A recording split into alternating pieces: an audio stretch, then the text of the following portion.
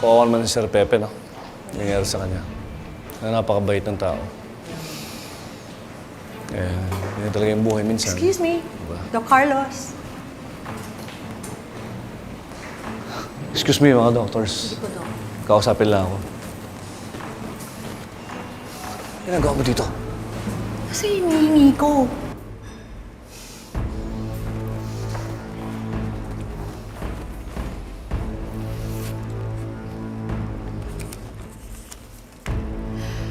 Wow!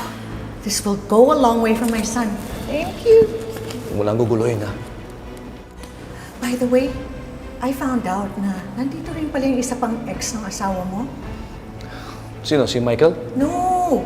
Doctor siya. Si Doc RJ Tanyag. In fairness, ang gwapo niya. Pwede ba umalis ka na? I know that face. Ex-girlfriend mo kaya ako. Ano po? Ex-girlfriend po kayo ni Doc Carlos?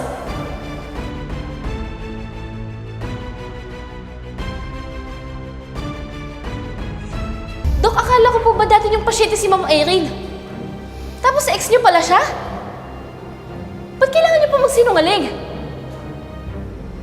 Tapatin niyo nga po ako. Niloloko niyo ba si nanay? Dok, sagutin niyo po ako.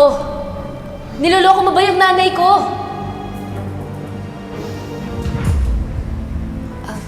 Annalyn, ano nangyayari dito? Nay.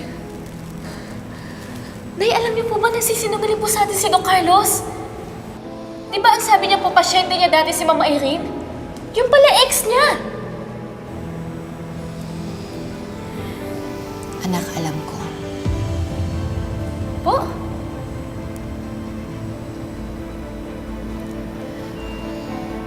At alam ko rin na magkikita sila para ibigay ni Carlos yung pera kay Irene dahil humihingi siya ng tulong kay Carlos.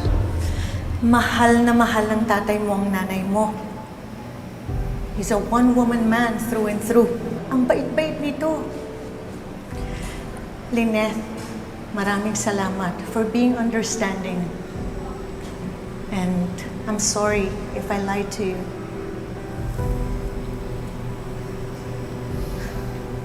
Sorry po, Doc.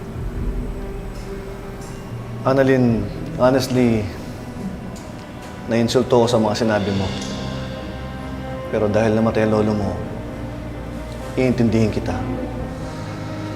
Sorry din kung hindi ko agad sinabi sa'yo.